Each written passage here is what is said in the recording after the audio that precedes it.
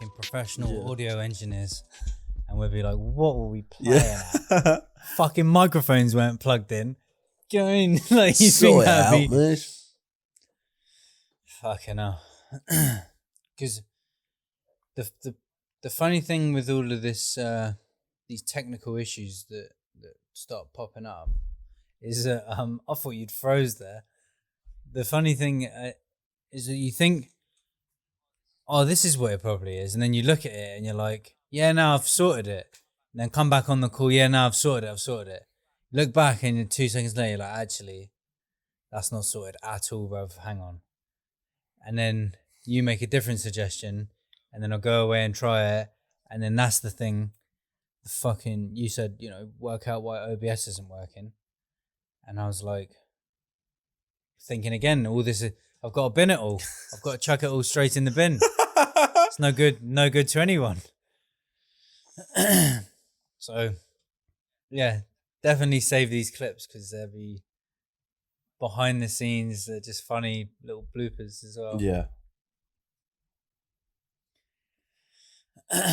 So, yeah, going back again, we were having a good conversation. Yeah. We were talking about long-term mindset, and that's something which you and I have both tried to adopt and shift into in the last 2 years. It's a slow, steady process. It's slow. It's definitely slow. But the good thing is that you start going back to what we originally recorded, is that when you start looking at things long term, you start analyzing and auditing your life to see what adds to your life, what subtracts from your life. And when everything you're doing is adding to your life, you may not see results straight away, but at least you aren't undoing the progress that you're making with bad habits. Yeah. Yeah, I feel like that's all I was doing. And I feel like it when I was drinking, like, and then I was like, sort of, that stage of when you're like just stopping quitting. Like we've talked about this this addiction thing, this new realization of what coming out of addiction looks like, and every time I'd go back to drink, I'd just be like 5 steps back. And I feel I see that in like every other aspect of my life of what's that one thing that's pulling me back, and then I'll like try and cut it out of my life, and then I'll go back to it, and then I'll be like, that's pulling me back, and it makes me feel shit, and it makes me feel whatever, and it brings me back, and there's like this process of like trial and error with all these different things that are pulling you back, which you don't actually even realize because they've been so deeply embedded in your life that you haven't even realized how much they're bringing you down. Yeah, so things become normal. And when you start to say, okay, I want to stop smoking, and you try and you stop for a couple of weeks, and then you go back to it. And every time I've stopped something and gone back to it, it's been a real, like, immediate feeling of, shit, this is why I stopped doing this. Because it makes you feel like this, or because it makes you do this, or because it makes you act like this. Like, I think where people get it wrong is they get really disheartened when they go back. So they're like, I'll just carry on. And they're like, like if I didn't do it once, if I didn't do it the first time, then I'm not going to do it the second time. And it's like, nah, that's just all part of the process. Going back to it and having little relapses here and there and stuff is definitely part of the process. 100%. You got to go back and realize when you stop doing things, you become more sensitive to it. So we were joking earlier and talking about paracetamol and ibuprofen. When I was sober for like 4.5 months, I hurt my arm. And it was like on an old injury. I had 2 paracetamol and 2 ibuprofen. It knocked me out for like 4 hours. I was just KO'd. I remember doing it and like half an hour later just felt knackered, whether that was the pain or whatever, but I was knocked out after having it. And I feel like now if I drank a pint, oh my God, I'd be gone. I'd be getting nicked or something. Be in pen right now, bro. Literally, if me and you went to the pub now, it'd be mayhem, bro. That's if I was even still awake after a couple of pints. Yeah, I'd be asleep, deaded off in the corner and that. I would look more drowsy than I do right now. I've just taken another 2 ibuprofen. I think you can see the bags under my eyes there. Yeah, I'm not looking too great at the moment. I'm pretty ill, as you can probably hear in my voice as well. Yeah, you do sound. You know that I've been ill for the last like 3 days, but like, you know, when it's like each day it's creeping up and it's getting worse, and you're like, I wonder what tomorrow's gonna bring. Hopefully I feel a bit better, and it doesn't get any worse, but I really can't see it happening.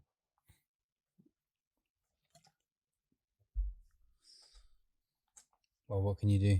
Keep banging the ibuprofens and try and rest. Exactly. That I'm just gonna take this whole weekend to just chill and do it, because I've got a lot to do on the computer anyway. But so back onto this long-term thinking. Over this past 4 or 5 months for me, I've really been like sticking to these. So financially, I was horrendous. Like I came out of a life where my financial stability was just out the window. I was just, everything was just going on drinking drugs, and that's how it had always been for the last 7 years. Every bit of money would go towards that, and then I'd never see any money. I never had any savings. I never really did much. Like, that was all I did. I went out, got on the piss. And like, it's only now or the last 5 months where I have actually been like writing down everything that I need to pay down, putting all of my stuff in spreadsheets. I'm really taking a hold of my finances, which for me has been like has done unbelievable things for my mental health. Like, I was just constantly just stressed about everything, and now that stuff doesn't even bother me. Like, recently I was a little bit bothered about, like, the only thing that does bother me is not knowing how much something's going to be. Like my car recently, like, I didn't know how much it was going to be, so it was stressing me out. Like, am I going to be able to, is the amount of money that I'm going to saved up, is that going to be enough for it? And like, ended up being fine. But I always over expect for the price. So if it falls underneath, then it's good for me. Do you know what I mean? Mm-hmm. But yeah, I've just taken a massive leaf out of your book, because you were telling me to do things certain ways, and I didn't listen for a while just because of, well, beforehand, like, so I went from drinking and then I just switched that over to crypto. So I was putting all of my money in crypto. But I am overly great, but also I'm really grateful for the fact that I did that as well, because that got me out of the drinking, and then quitting the crypto, or the way that I was doing crypto, was way easier than quitting drinking. Do you know what I mean? So like, I'm grateful for the fact that I went through that as well.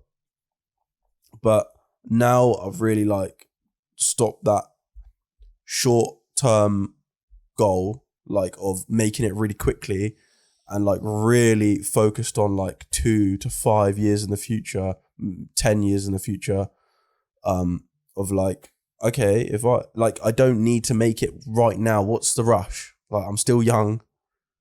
And let's make everything easy for myself. Let's not make it hard. Do you know what I mean? Let's make it easy. I'm like, what is the most sufficient risk? What risk? What would the word be?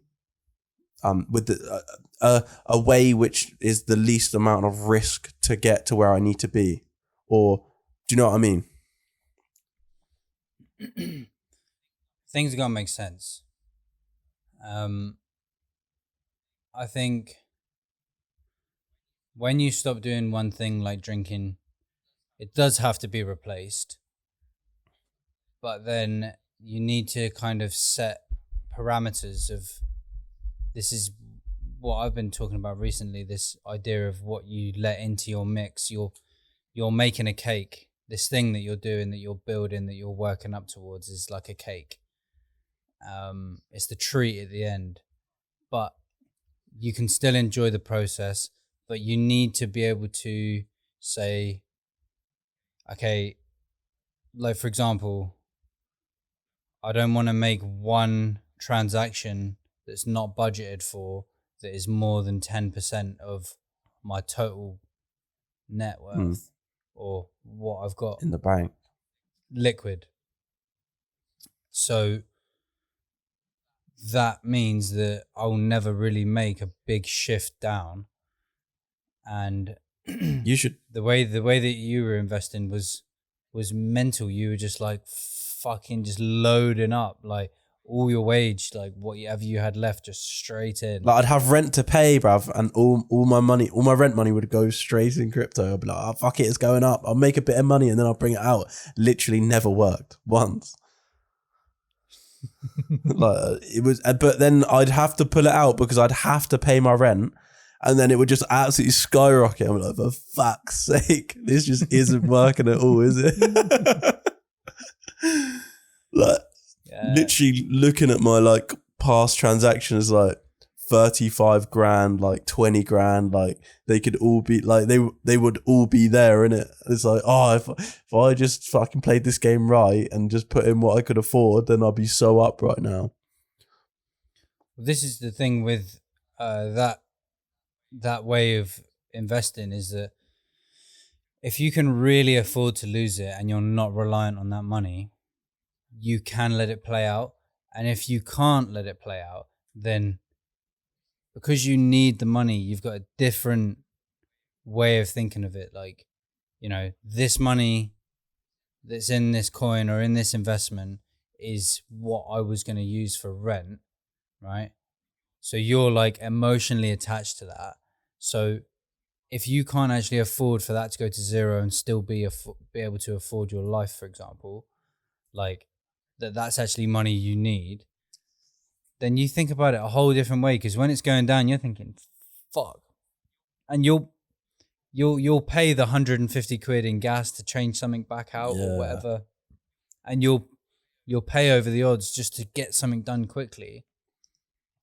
And a lot of times in crypto and NFTs, like that money needs to just be forgotten about and let it stay in there, because nothing really happens with these things for like months to years, and really it is years.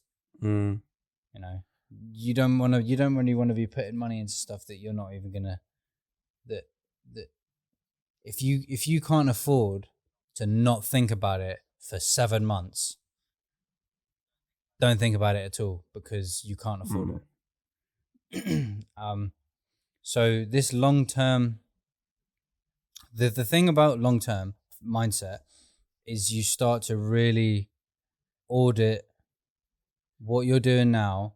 How does it play out in the long term? Like the way that I do this money management spreadsheet, and what you're starting to see as well is, I've got this goal for August, for example. It's now January, whatever month it is, and if you see something like, oh, there's a new iPhone, right? And you say, I'm going to spend this extra 400 quid to do this thing. And then the spreadsheet will update and show you that goal that you set for August isn't going to get hit if you make this change today. If you stick to what you've got here, it will happen. But if not, it's not going to happen. And it's about deciding whether you want this short-term thing of, I want a new phone or whatever it is, or do I want to hit this goal that I've set? And sometimes things do have to get pushed back in terms of timescales. You can't always hit every deadline with every goal. But you can thereabouts. And if you start just acting reckless, you're just going to undo all of the foundation that you've built. And you've basically just been wasting your time being sensible in the meantime to have like 1 or 2 big blowouts. So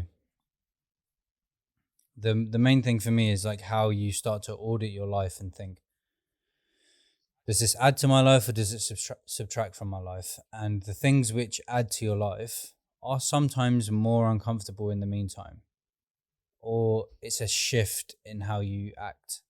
And it doesn't necessarily mean that because I'm playing for the long term, doesn't mean that everything I'm doing now is uncomfortable, because I've found a way to enjoy the process of it, but also have it so that it adds to my life and progresses me towards where I want to go to.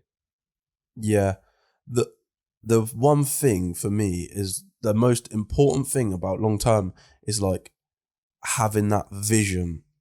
The vision is like the main thing for me. It's like, that's the reason why it's so easy. Like before it was hard because I didn't have vision. It's like, what's the point in doing that or saving money when there's no vision there? It's like, might as well just spend it because I've got nothing to like for it to go on. You're not working towards anything. And like having that like tunnel vision of like where I'm gonna be in 2 to 5 years, that for me is like the biggest thing. And for anyone who doesn't, I was talking about this with my cousin the other day about not knowing what your goal is. Like what but I don't know what is it? What is my vision? And it's like, I don't know, but like 100% what for me is like your vision can't be about yourself. For me, like having a vision of helping others and like creating something that's bigger than yourself and being more more like a philanthropist or I couldn't even get that out. Like doing things for... You're doing more selfless things. Like your goal needs to be selfless. You think about your family. Yeah, your goal needs to be selfless. And like all those other things that are like cool or like, oh yeah, nice car, but realizing it falls into place. Like if at the time when you're like when you're paying your mum's mortgage off and you've got a bit of money on the side, oh yeah, I could buy an M5. Like, yeah, that's fine. I could be able to get that easy. So like if you can afford to do that, then if you can afford to pay off your mum's mortgage and you can afford a fucking M5. Do you know what I mean? So always have the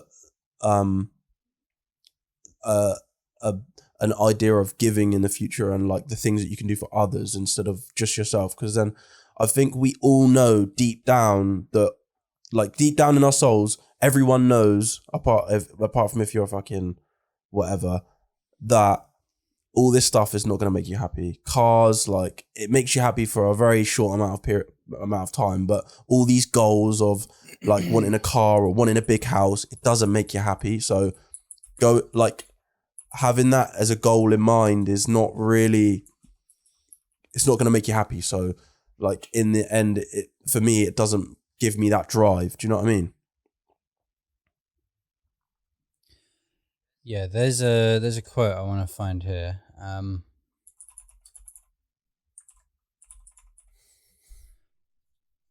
Where is it? So, money buys you freedom in the material world. It's not going to make you happy. It's not going to solve your health problems. It's not going to make your family great. It's not going to make you fit. It's not going to make you calm, but it will solve a lot of external problems. And this is the big thing of when people are down and people say to him, just get some money in your pocket, sort yourself out, blah, blah, blah. Like having a nice meal every day, not worrying about, am I going to be able to eat this afternoon? Not worrying about, am I going to be able to sleep somewhere this afternoon or this evening? Or not worrying about, these shoes are literally fucked. They've got holes in and I can't afford anything else. Or I've been wearing the same pair of pants for 3 days. I've been wearing the same pair of socks for 3 days. There's nothing else. Nothing else is clean. I don't have a washing machine. I don't have access to a washing machine. Whatever it is, that, like, money doesn't make you happy, but it does get you to some level of things are quite stable, things are quite comfortable, things are quite manageable, right? When you don't have any of these basic amenities, it's difficult, and you have to do things which you may not usually do. And you can't focus on the things that you want to do in life, your goals. Yeah, because you're stuck surviving. If you're stuck surviving, you aren't in a place where you start to think about other people, because you're so focused on yourself. And this is this is a big problem in general, not only to do with money, but people are a lot of times they're caught up in their own thing that they don't even think about other people. They're so caught up in, I'm on my way somewhere, or I have to get this thing done, that fuck everyone else.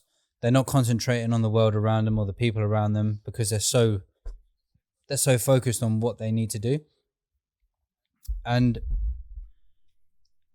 the thing about having some money, you don't actually need a lot. You don't actually need a lot of money. If you've got 3 months of your expenses saved and a fairly predictable income that covers all your expenses and leaves you something on the side, you are miles ahead of, it's actually like 40% of the people in the UK wouldn't be able to afford a month's expenses if they didn't get paid this month. And something else was like 30% of people don't have more than £600 saved. Right? That's worrying numbers, because in life, there is an infinite number of things that could happen. A tree could come through this fucking building right now and destroy all of this, including me. And you just be sat there on fucking FaceTime to me. Right? So, and it could happen to you. Yeah. A fucking helicopter could crash into your flat. Or the gas in that building could blow up and you could just get blown out the window. Right? It's not actually that far-fetched. It could happen, right? They're extremes, but all of the things that happen in your life, of the way that people snake you, or the way that a situation turns out, or the way that I think it was your cousin put it on TikTok about how come my clothes only get caught on door handles when I'm fuming? Yeah. Like the way that these things play out, right, are so unexpected. To have a little bit of a cushion makes you be like, yeah, I could probably work something out in 3 months if nothing else came in. I've got a perfect thing for that. Like, say you're at your job and they're like telling you things to do, and like they're just being absolute dicks to you, and you're just not getting on with anyone, and it's like you need to pay for that next week, so you've just got to suck it up. Would you be the same person if you had 12 months rent and like you were chilling? Like, you wouldn't. You tell them to fuck off and you go find something better. So it's like having that there, it changes you as a person, because you're not having to do things. Like, you don't have to do anything, and you don't have to suck up to people. You don't have to do things that you don't want to do. 1 in 5 adults in the UK have less than £100 in savings, and a third of Brits have less than £600 in saving. 9% have no savings at all. So, what, you add them numbers together, what? It's like 3 out of 10 people have actually got anything, a pot to piss in. Like, 600 quid? What's that? 4 tires and a meal deal. Yeah. Like, you leave the house today, it costs you 100 quid. Trust me. Yeah. Like, as soon as I go out my door, I'm spending a oneer. like I know I'm spending a oneer if I leave the house. He's at the door like, come on, hand it over. I know that £100 is coming out of my bank if I leave the house. And the internet doesn't help with that. Extortionate, isn't it? You know, everything is just extortionate, especially at the moment. Oh my God, everything's just gone absolutely through the roof. So it was right. 40% of Brits don't have enough savings to live for a month without income. That is awful, because when you actually get down to it and you start to look at what type of money most people have, I think we looked at yours. Yours is a pretty probably average expenditure for a single independent person who rents in the south, and then your wage as well. And you can actually afford to save 40% of what you earn, right? When you haven't got unexpected costs, or you're not paying things quarterly or yearly, for example. And on average, you can save about 40% of your income. On paper. And when on paper, yeah. Obviously, there may be costs in the next 3 months that don't allow that to happen. But for example, over time, over the next 2 years, you should be able to save around 40% of what you make if you stick to some sort of budget. And I've looked at this. I kind of did a bit of an experiment to see my costs versus some jobs, things that I would be able to get a job in, and it's about the same. 40 to 50% is usually the spare income that people have. So, you know, most people can afford to save 50% of their income, right? So what's the average wage? 20k. Most people could probably save between 5 and 10k a year. Do you know what? Right, obviously. Do you know what I think most of it is? I think it's just this thing of trying to look better than everyone else. I think it's literally like people just get ticked up to their eyeballs. Like, think about one person who's making like 100 grand a year and their outgoings are 90 grand a year because they tick the nice car, the missus got a nice car, like the kids have got all this nice stuff, and they're just, everything is like, just all the tick is just up there. And then there's another person who makes 30 grand a year and his expenditures are 20, and you're basically making the same money. Yeah, you are making the same money. This is the thing about money. It's not about how much you make. It's about how much you spend. Yeah. Right? And if you spend all of it, then you don't have anything left. It doesn't matter if it's 1 million or it's 1,000. Yeah, if you spend all of it, there's none left. Right? So the idea of the game is to be comfortable and have something left over, right? Because then when you've got that cushion, you make decisions differently. So instead of what I was saying about you're emotional when you're overextended in your investments, it's not only like that, it works in a different way as well. So my goal was when I was struggling to pay rent and the rent's due on Friday and it comes to the Monday and I'm like, shit, I need to get 400 quid together. And then I'm like borrowing tenants for food and stuff. My thing was, I was doing web design at the time, freelance, and I would just take any work at all, like anything that came my way, I had to do it. And I wanted to get to a point where I could kind of pick and choose, like cherry pick and say, actually that's not that good of a use of my time. I'm not gonna do that, or I don't enjoy doing that type of work. And I wanted to have enough savings for 2 months of my expenses. And that's where I felt like I could actually focus on what did I actually want to do. And then that ended up actually being things which brought in more money anyway. And I started to enjoy it more.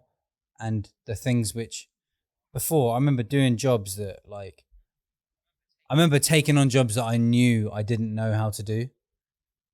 Like the amount of times I've been sat there and I've been like, yeah, no, I can do that for you. And then I've got to watch YouTube videos for 4 days to actually work out how to do it. And I said, yeah, it'd be done in 2 days.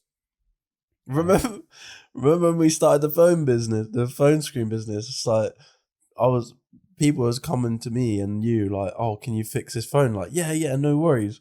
Literally watching the YouTube video whilst doing his phone and that. It's literally someone's whole life like in your hands, and you're just like, yeah, I can do that. Just watching a YouTube video. Yeah, that's sound.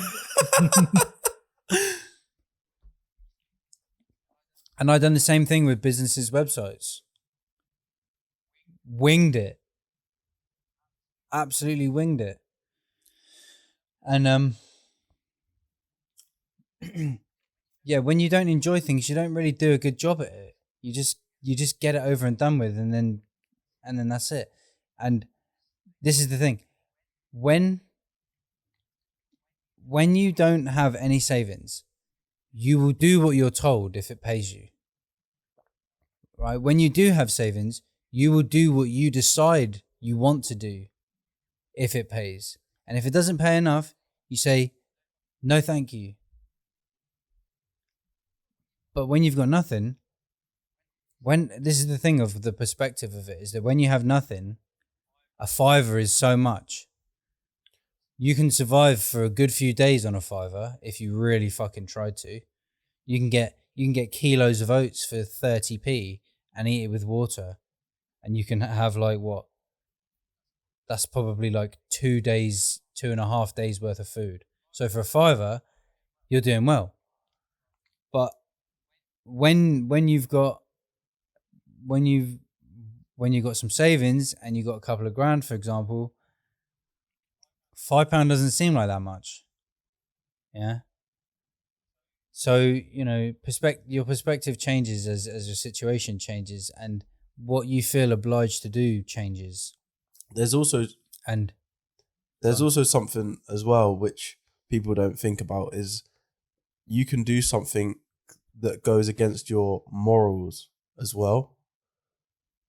Like, so when you're in that state of, I need to eat, like you can go against something like that goes against your morals. Do you know what I mean? Like, just say your family needs to eat, and like there's nothing, and loads of families have been in that situation where either the dad or whatever, he's had to sell weed or whatever to like make the money. Do you know what I mean? And thinking about like being in that situation, like you might have to do, and that's what I think is mental. Like some people are like, like drug dealers, they're disgusting and whatever. It's like, yeah, but have you ever been in the situation where like these people, they don't drug deal because they like to? Well, obviously there is like a lot of people who do love to drug deal, but like if they could make that money somewhere else, like normally they would do that, innit? Like most people who deal drugs are like in a position where they don't, that is the easiest way for them to make money. Do you know what I mean? It's like, how are you judging someone on that? But that's what I mean. It goes against your morals. So if you're putting yourself in a position where you don't have enough money to make yourself not be in that position to go against something that goes against your morals, like maybe, I don't know, it doesn't really go against my morals, but some people would, but like, that's what I mean. I love the idea that people think they wouldn't do certain things. Yeah. I would never steal. I would never do this. I would never do that. Yeah. Wait till you fucking haven't eaten anything for 2 days, right? You will do anything to get some food. You will do fucking anything. And most people wouldn't even wait as long as that. Right? I wouldn't. The things that people say they wouldn't do are bullshit. You've not been in a situation to force your hand or felt the need, or you haven't had the drastic times call for drastic measures. Yeah, these things, the way that this what do you call it? I've had this recently. So I've been putting videos on TikTok talking about people doing refunds on my business. They order on Deliveroo and then they say it didn't arrive, and then it didn't turn up, and then people are saying, you know, if you didn't have the money and you didn't you know, you wanted to eat, wouldn't you do that? It's like, mate, I'd be the first person to fucking do it, but I'm on the other side of it now. So I'm now the business, right? And that's my perspective, is that people are taking from me. But would I not do that to fucking Nando's and do a refund on it and say it was damaged? Absolutely, I fucking would, if I needed to eat and I couldn't afford it. Why? Like, you're it's not nice to say that, but that is the reality. Yeah, it's not nice to say, oh, my morals go out the window as soon as I come into survival mode, but they fucking do. And as you can see, 40% of people have less than a month's income, a month's expenses saved. They're all in survival mode. They will fucking snake you. They will fucking do whatever it takes. And this is the thing. You cannot be on this high horse because you live in a comfortable country. Yeah. You wait and see if your situation changes, because if it does change, it will change fast, right? And it'll be unexpected, and it'll all come on top quicker than you can fucking imagine, right? And it does happen, and it happens to the best of us. And it happens real fast, and you got to fucking make split-second decisions. I was nicking fucking bread rolls in Lidl, and that's not that long ago. Yeah, I was nicking potatoes off my housemate, making chips while he was asleep, and nicking burns. I remember this is one, right? So you say, "Oh, can I pinch a rollie?" Yeah, that sound right. You can make a rollie, a roll up fag, right? Look normal size and make it so tight, and then you unpack it and there's about 12 burn in there. I remember that, just making an abs. Oh yeah, I'm gonna have that later, innit? And then you take it home and you just be breaking bits off on that, putting it. No, I didn't even want to smoke it now. I didn't even want to smoke it now. I'm just gonna bun that later. Just bro. putting it behind your ear and that. Oh yeah, some yeah. A bit. You got any Rizzler? Like 5 Rizzler and that. What? You got any Rizzler in that? Yeah, take like 15 Rizzlers out. Like 15 filters and that. Like, what do you need them for, bro? I thought you didn't have no backy. I'm making paper airplanes upstairs and that. Robbing off your housemates. That's jokes, man. I'm sure there's so many men who can actually relate to that as well. You know that there is. Because this shit comes on top, and things that you didn't ever expect you to be doing, you'll end up doing if the situation calls for it. You know the funny one? Oh, can I pinch a burn? Like, oh no, I've only got fag. And you take the fag and then you actually put the fag into rollies, bro. Yeah, you get free burn out of that, bro. 3 decent burn out of that. And then it's like you token it and the ting just go like, just because it's so like fucking sparks up so quick. Or it's your last Rizzler, but you got three burn worth of tobacco off of a cigarette. You spark it, the whole thing sideways. Yeah. Like, no!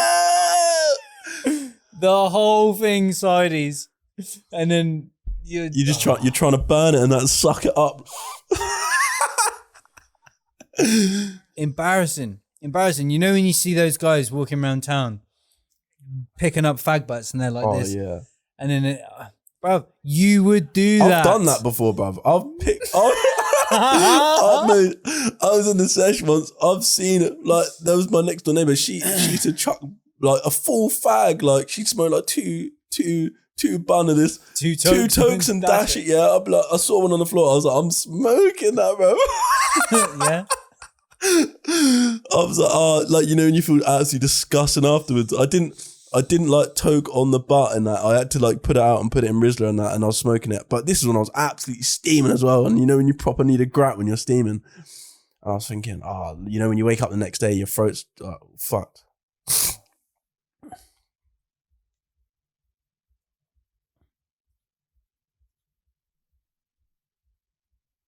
I accidentally Oh, exited the no page. worries. Yeah, you know when you're fucking steaming on that and it's just like, you proper need a burn.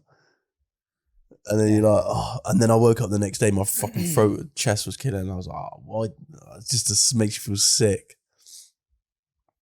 I was some proper nitty, bro.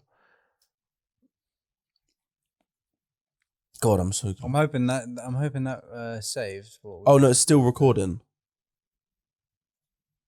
I know it's recording now. I've got it in OBS, but I clicked off of, like. Yeah, it's still. I clicked back. It still records on mine. Okay. So does yours say like 45 minutes? Mine says 42 minutes. Okay, yeah, sweet. Yeah, sweet. That's so funny. That's so funny. And I think that bit is so relatable to so many people. You think that guy's an idiot for picking up cigarettes, but I remember walking around Brighton for about 2 hours needing a cigarette. Like, I felt like I was going to die if I didn't have one. I remember seeing this group of guys outside the pub, and I was just so embarrassed to go up and ask them. You know that, like, you ask someone for a cigarette, and they're just like, nah, sorry, mate. And I felt so embarrassed to go up and ask them. I don't know why, because I've been rejected for a cigarette a couple of times, and it's just like the worst feeling of, like, you just look like such a fiend. Yeah. And I remember walking around and trying to muster up the confidence to ask someone for a cigarette. Did like a whole lap of Brighton. Didn't ask one person for a fag. Didn't find one fag. Didn't find one fag butt worth picking up. Nothing. Sat back in my bedroom just like, what am I doing? What the fuck am I doing? Mate, it's tragic. And this is the thing. People are so close to poverty and homelessness. 40% of people in the UK are extremely close to it. You lose your job, you do this month's expenses. I'm sure a large percentage of those people have some potential other source of income, whether they could borrow, they could go into overdraft, they could get a loan, or borrow off a friend or something, or they've got a partner who may have savings and whatever. But people are very close to poverty, and it's worth realizing that. And there's a point now which I cannot go below. I cannot go below it. When I bought my last car, I seriously underestimated the costs of repairs, of insurance, of cancelling my old insurance, and all these other costs that ended up popping up. And this is a good thing for what you're saying here is, or what you're going to say is, this is a good thing for someone who's like never got an expensive car or anything like that. So really listen up to this. When my mates are saying, "Oh, I'm gonna get Audi A4, I'm gonna get BMW," it's like, just don't, just don't. Yeah. Wait until you can buy it like 4 times, and then it'll be nothing. If you save up 10 grand and spend 8 grand on a car, you fucked it. You've literally fucked it, right? And spending 3 grand on a car when you've got 5 grand saved, and then you need to spend £1,200 on repairs, and then it's £300 a month on insurance. Fucking hell! Not to mention it's a 3 litre, and you're left with 300 quid, and the thing costs 300 quid to get it to fucking town and back. Like, do you know what I mean? Driving it it's costing like £120 a week in fuel. Yeah, you look like a big boy in the fucking Big 5 series. But really, It's like Big Nasty made a video about this recently. He said he got a Bentley and he's like, I'm driving this fucking Bentley around trying to make money. He's like, I'm literally like this. Every time I see this car, it's a burden. Mate, selling that car was the best thing I've done. Not to mention that it's hard to park around where I live, and yeah, I could on paper afford that car, but without it, there's no unexpected costs. My money goes like that instead of fucking like this, and everything's more predictable. I'm in a much more secure, like stable place. And yeah, I've had the car now, and it do you know what I mean? It's fun for a few months, and it's sick picking up all your mates. Oh, fucking hell, is this what you're driving now? Yeah, man's whipping the BM now, blah blah blah. But when you're there, and then your mates get out of the car, and then you're paying this, that, and the other for it, it doesn't feel good. It feels shit. Yeah. Not to mention the fact that you get fucking bored of it in 2 months and you want the next one. Bruv, I ragged the shit out of that car and now I'm getting banned as well. You know, I've literally just paid a £120 fine for speeding, right? I had to do a course and I've got to reply to another court thing at the moment. And then that's going to give me another 3 points and I'm going to get banned. And then I'm going to have to do my theory and driving test again to be able to get back on the road. Right? So it's like, you may as well just get like a normal fucking car until you can really, really afford it. And another thing is, like, I mean, really afford it. Another thing is, like, if you are in that position where you've had the car for, I don't know, 3 months, year, whatever, like, don't feel embarrassed to like go back down. That's why it's like so important to have that vision, because when you've got that vision of like knowing that like that car, if you set back on that car, you can have like fucking car that's 10 times better in like 5 years time. It's like, it makes it so much easier to sell the car because there's purpose behind selling it. And it's like, bruv, it's not a step back at all. It's a step forward. Yeah. But in materialistically, oh yeah, no. Well, you don't have that Rolex anymore. Well, you don't have that BMW anymore. Oh, I thought you had a BMW. Blah blah blah. Like, it's to make. Nah, bruv, I'm on a push bike now, but I'm saving more than half my wage, and I'm gonna be absolutely caked in a few years. Right? So fuck the BMW. Fuck your BMW. I don't give a fuck if you bought it, financed it. Your situation is not mine. I don't give a fuck about your situation. Thank you very much. Right? I don't give a fuck what you think about my situation. I know exactly where I am. I know exactly where I'm going to be. I know exactly how I'm going to do it. Getting rid of a big burden or a liability in your life is a massive step forward. Fuck what anyone else thinks. Whether that's moving back to your parents' house to save a bit of extra money. My friend done that. And now he's traveling and he's worked out how to do that for years. They're going to be traveling for like 10 years. And it only took them a year to save. And they saved up. They went back to one of their parents' houses. Him and his girlfriend. They went back to, I think, his girlfriend's parents for like 4 months. Saved on the rent. Right? There's no shame because it's not even a step back. I know you always say it's one step back to two forward, but it isn't a step back. Like, it may seem like that. Like, if you moved back to one of your parents' houses now, it may feel like a step back.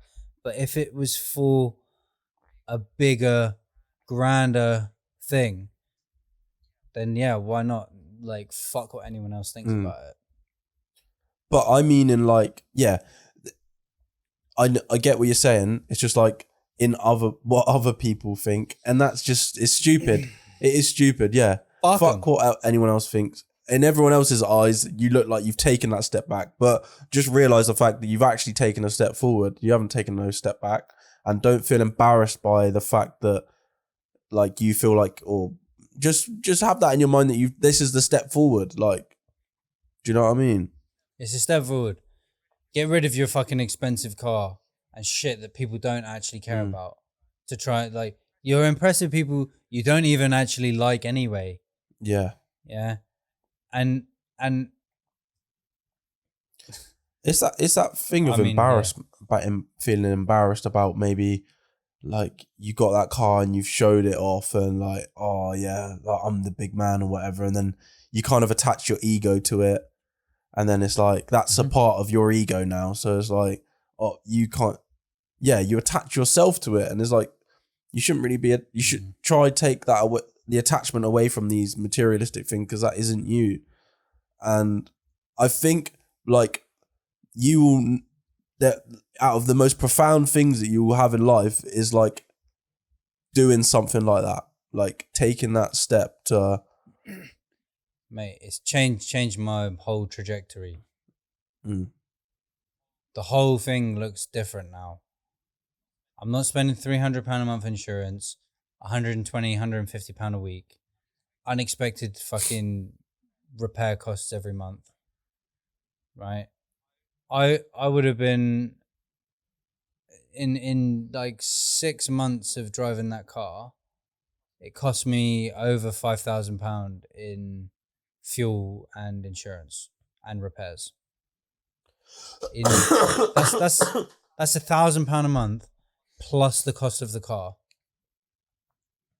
Just to say that you have a BMW, Mate, right? let's That's not sustainable at 23. you can't afford a 24 years old. BMW. If you can't afford it, don't get it. Like, there's like this thing of like, let's talk about my fucking experience with my car. Like, bro, 4 years ago, my nan was passing away. I fucking made one of them silly decisions to like, oh, maybe this is gonna make me feel better. I ended up getting, what was it, 33% APR, and it was like on a 10.5 grand car. Ended up paying 22 grand for it. In the end, I paid about 18. That is just atrocious. 18, 19, because I paid off like the last bit, and they give me some money off. And all. How long was that over? Like, how long was it meant to be paid 5 years? I know you I paid think. it off early. 33%. 33%, mate. It was an absolute joke. And I couldn't even afford the 11. APR is 30. APR is monthly. Yeah, yeah. APY is yearly. So that's 33% compound interest a month. I was paying It's £364 a month for 5 years on a 1 series 64 plate. Like, and all those repairs are down to you. yeah. Anything that goes wrong with it is down to you. Like, you need to think, can I afford, if anything goes wrong in this car, can I afford to pay for it? Like, no. Like, I could barely afford to pay for it now. And I consider myself in a million times better position than what I was when I bought it. It's like, Jesus Christ, mate. It's even if you could, like, obviously you still found a way to pay for it because it's paid off and you managed to make those payments. But just because you can actually cover the cost of it doesn't mean that you can afford it.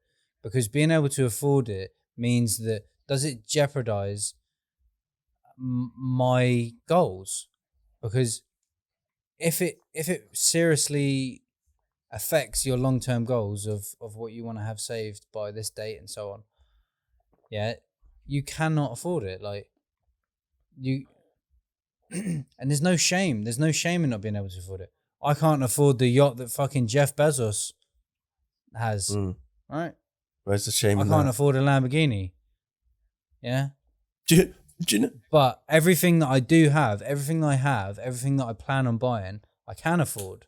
So none of it's going to put me underwater. And I looked at my PC and this setup we got down here earlier, and I was like, I'm so glad that this is where I've put my money, into this shit that's allowing me to make content, and we're going to start renting this out, and we're going to start earning money back from this and progress it and all of these things. That feels a lot better than putting my foot down in a car. Oh, mate, a million times more. It feels so much better.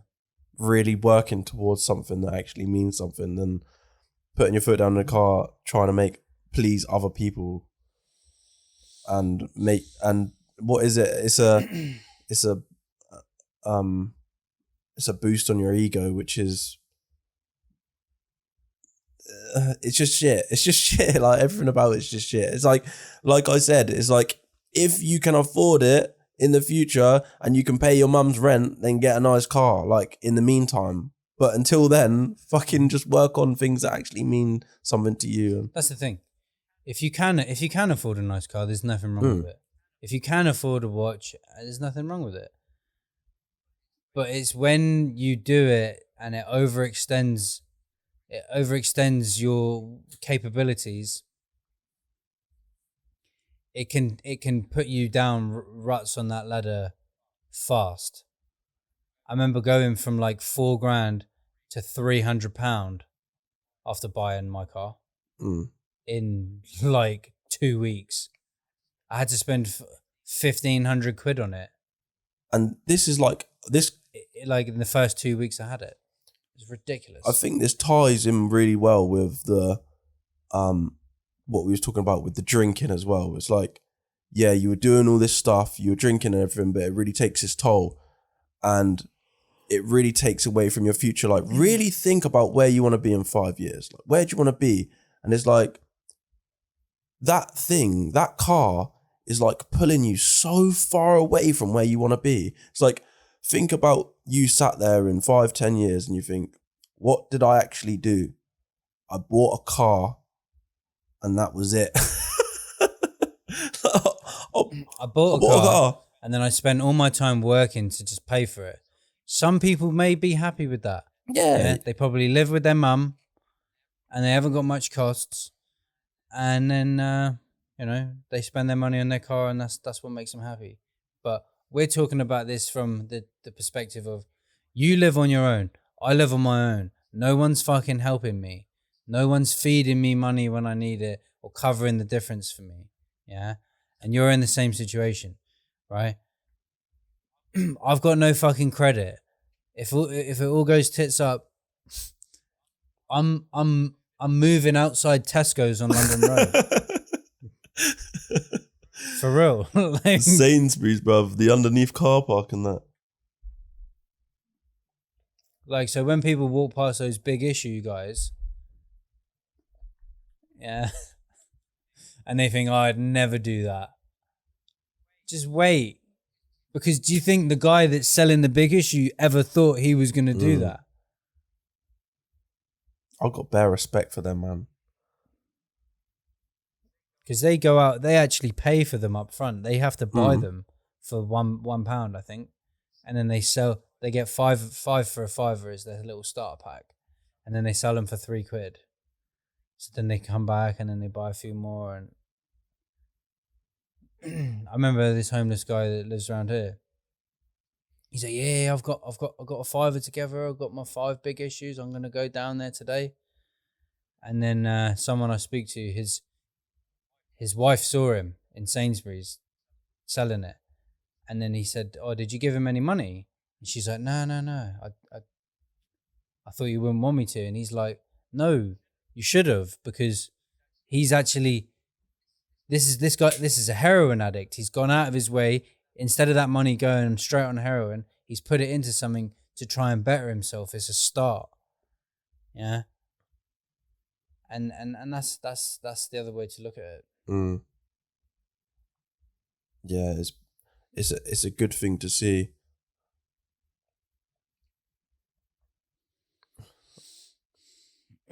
Yeah.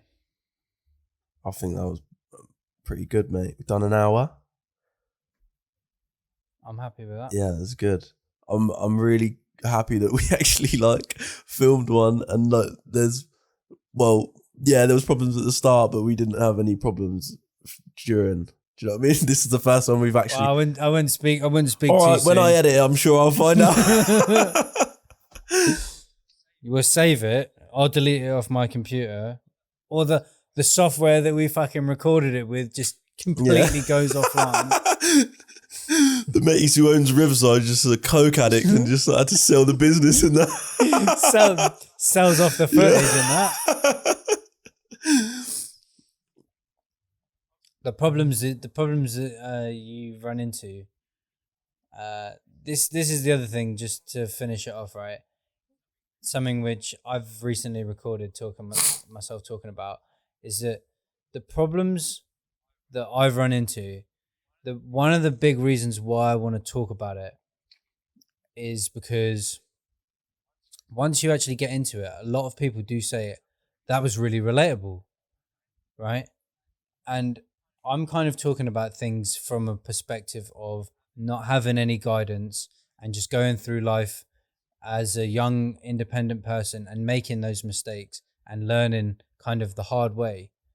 And, you know, if people can avoid some of the little mistakes that you and I have made, the compounding that they will like witness and experience will be massive. Huge. If I knew what I knew now at 18, God knows where I'd be today. Right? Having that little.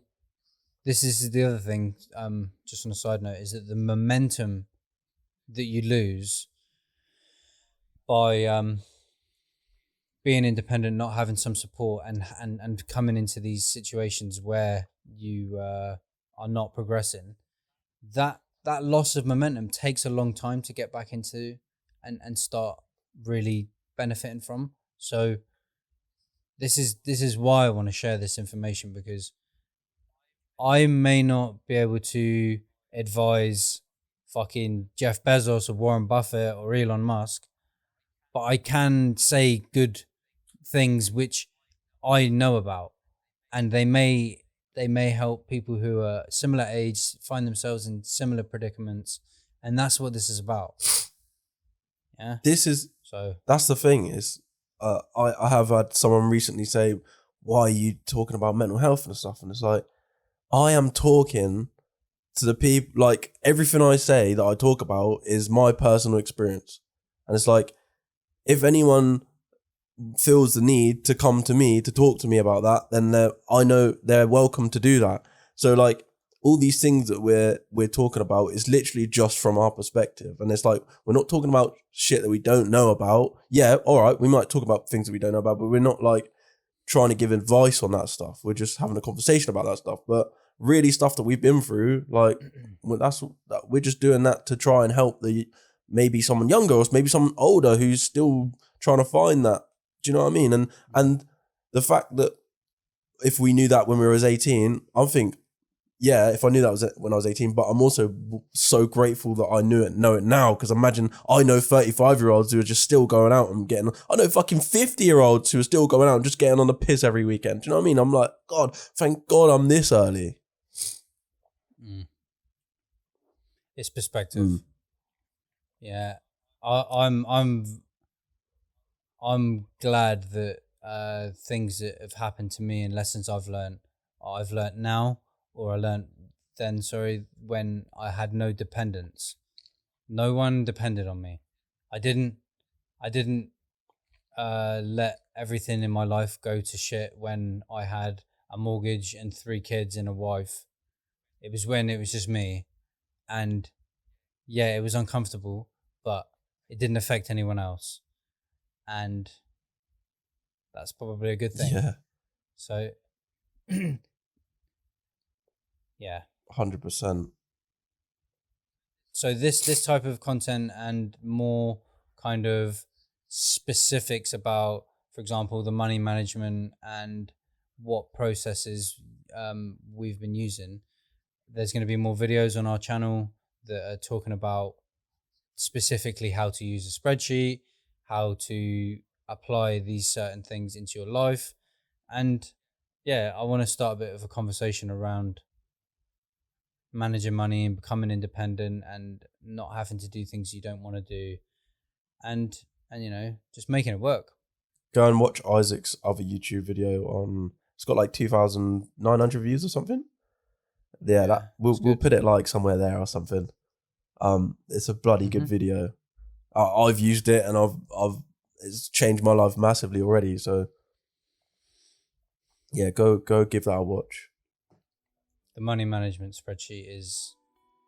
I put like 2 weeks into making the spreadsheet, really thinking about how to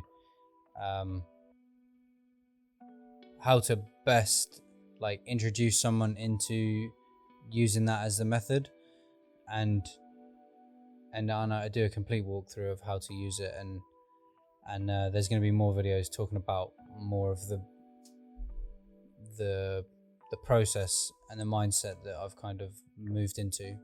So yeah, that's it from me. Yeah, I think. that's it from me. I'm feeling it now. All right. Thanks for listening, people, and watching. Take care.